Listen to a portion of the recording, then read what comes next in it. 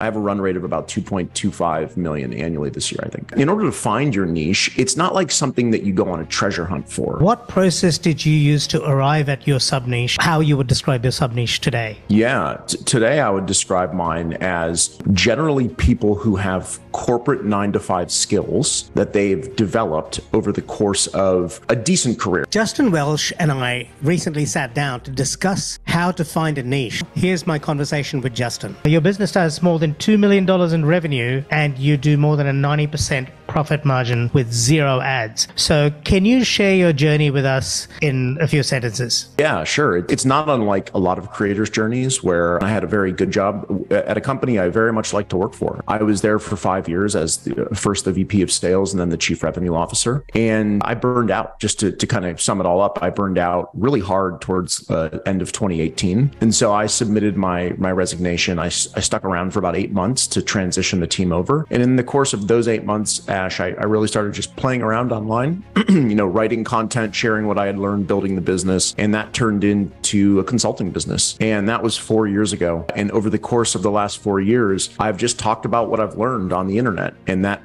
morphed from a consulting business to a coaching business, to a course business, to a newsletter. And now, 4+ years later, I don't really talk about building SaaS companies anymore or what I did in my previous life. It's really about helping creators identify, develop, and monetize the skills they have. You've shared this publicly, so I feel comfortable asking you this. You don't have to give me the exact numbers, but approximately how does your $2 million a year break down? Is it all mainly course sales, some of it consulting? Can you give us a high level? Yeah, I don't have the numbers in front of me, but I think I can get it pretty close. It's about 65% course sales. I think it's about another, probably about another 10% to 12% in subscriptions. I would say another 10% maybe in sponsorships from the newsletter. I'd have to go back and double check on that. And then I have things like I do occasional coaching, not very much. That's probably 5%. And then I do things like affiliate deals. That's another probably 5%. And then there's, probably another 3 to 5% in there somewhere that comes from partnerships or things like that. But it's mostly around course and sponsorship and subscription revenue. Wow, okay. Justin, how long did it take before you were able to replace your day job income? And what approximately were your key metrics at that time? How many followers did you have? And can you give us a feel for that? Yeah, I was able to replace my daily income almost right away because I had prepared for that. So I'll give you an example. When I had submitted my resignation to my job, I was going to be on board for the next 8 months. That gave me 8 months of runway where I was working, but I could also start creating. And so I spent a lot of that 8 months creating and building up a pipeline of interested CEOs who worked in the healthcare space who wanted to grow their SaaS companies. And so when I went live on August 1st of 2019 with my consulting and advising business, I had a pipeline full of customers. So I had pre-prepared for that. So that was pretty quick. I had about 21,000 LinkedIn followers at the time, maybe a few more. I had nothing on Twitter. I wasn't active on Twitter. I wasn't active and still am not very active on Instagram. So it was mostly just through LinkedIn, which is where tech CEOs hang out.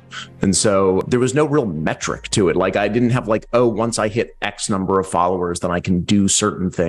It was just, I happen to have 20K. I happen to write a lot about SaaS companies. And when I went on my own, I announced it and filled the pipeline. If you had to guess, what is the escape velocity in follower count or whatever to enable somebody to earn, say, 150, a couple of $100,000 a year off the back of that following? It does vary, right? Because I know people with 100,000 followers who can't monetize. I know people with 10,000 followers making 6 figures.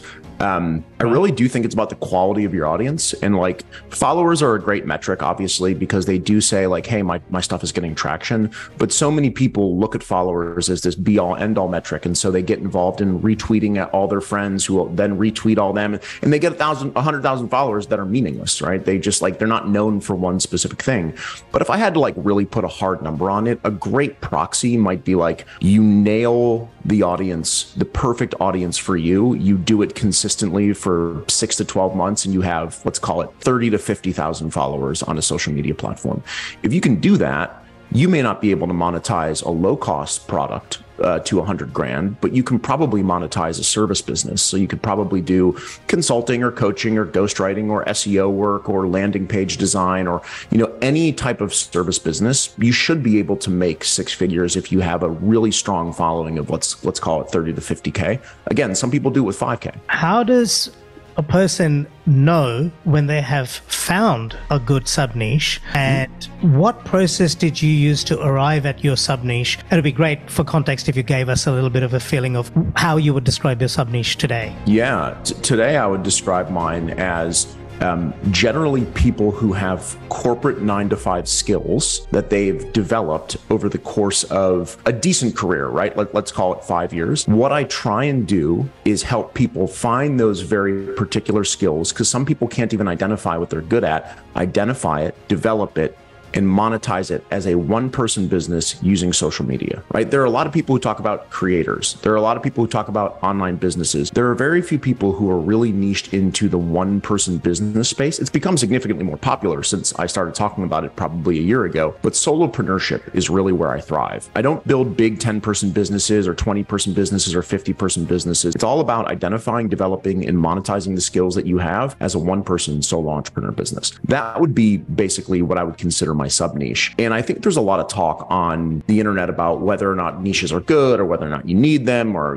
whether they're antiquated or whatever. Regardless of your take, here's how I would address it. If you're an SEO, let's say you do SEO for people and you just say, I do SEO for companies, sure, you might land a few clients. But if you say, I do SEO for online fitness instructors, well, every time an online fitness instructor needs someone who does SEO, it's going to be so easy to pick your business if you have, in fact, generated a ton of content that is helpful to online fitness instructors who are looking to improve their organic reach, right? So that is just an example of being a little more niche than being extremely general. And in order to find your niche, it's not like something that you go on a treasure hunt for, right? You don't like uncover rocks and be like, oh, I found my niche. And I think a lot of people think about it that way.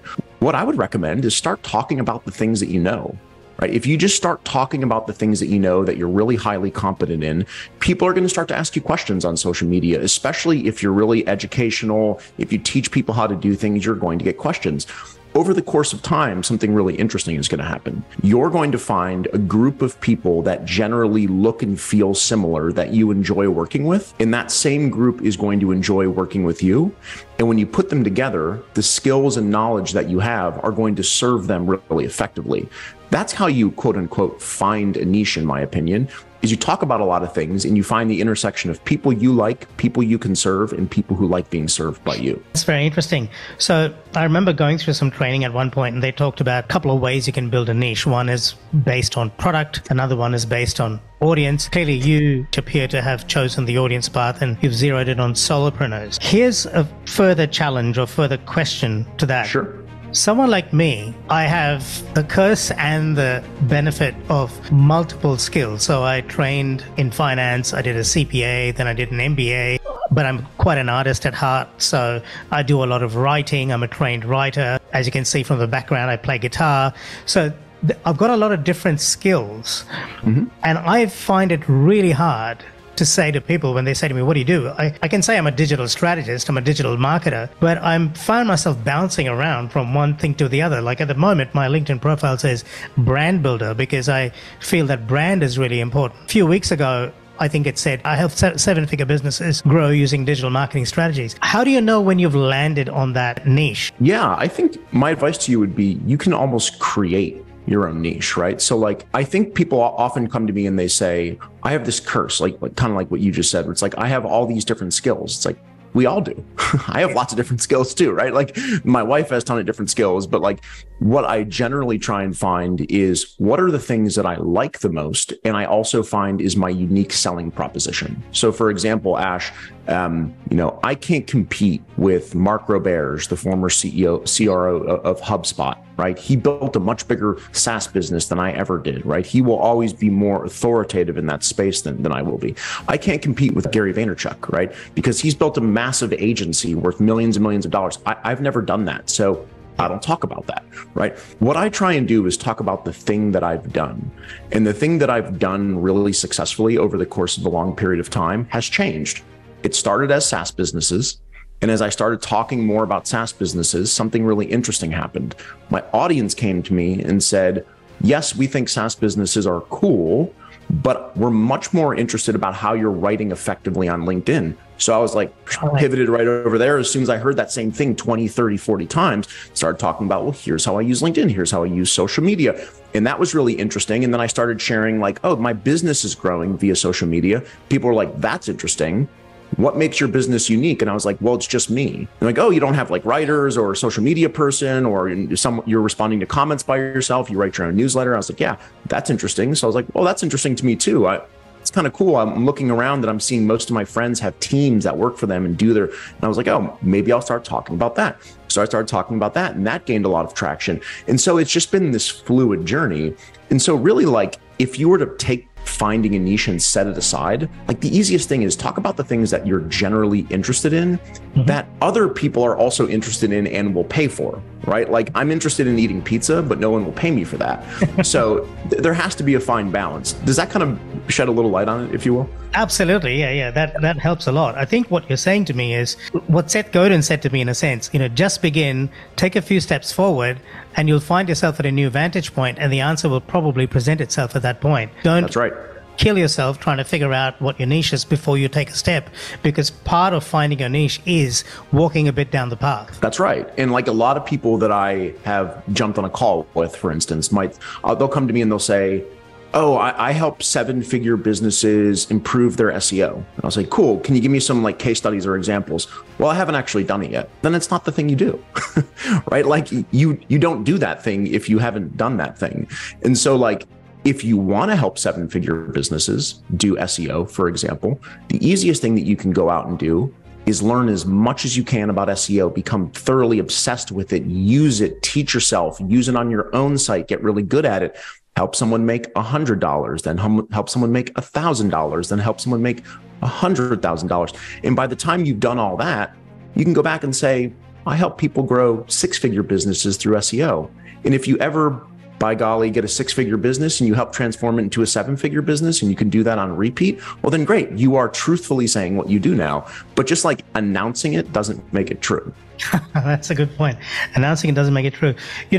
Speaking of SEO, I spoke to my friend Neil Patel. He was my very first guest. I've known him for like 10 plus years. He's now doing about 100 million a year. And I actually don't know, I can't recall what his niche was. I think he was in the SaaS space as well, because he used to own Cosmetics. After he sold that, he went into full-blown agency. So now his agency does just about everything. And full disclosure, I'm an affiliate partner with NP Digital. Would you say he has a niche, someone like him? Or would you say him or Gary Vaynerchuk, these guys don't need a niche because they are so big now? Yeah, they don't need one, right? Like, I think people look and they're like, you don't need a niche. Look at Gary Vaynerchuk. It's like, sure, but Gary Vaynerchuk's been doing this for 20 years, right?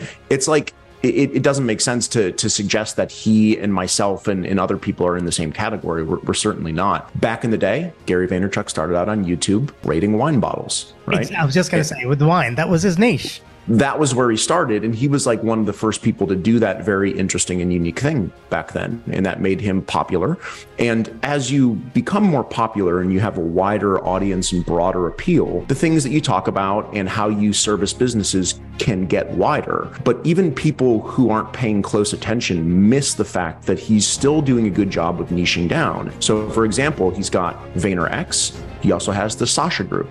And the Sasha Group is focused on smaller businesses that are right around $1 million in revenue, while VaynerX, and I might be misspeaking, is focused on much larger enterprise clients. So even Gary Vaynerchuk, with his popularity and fame and notability, has split his businesses up to serve individual businesses with people who work at those companies who have individual relevant skills. So you can see, even with this broad appeal, you're still building businesses that are focused on a core customer. Very interesting. If you'd like to get early access to that full conversation and other interviews with leading minds in digital marketing and entrepreneurship, then head over to productiveinsights.com/membership to check out all our membership plans, starting at just $49 a month at the time of this recording. Jump in quick, because the prices may go up soon. If you found this video useful, please share it with somebody else who would benefit. Please do like and subscribe so we can continue bringing you great content like this. Thank you for watching, and I'll see you in the next video. Ciao for now.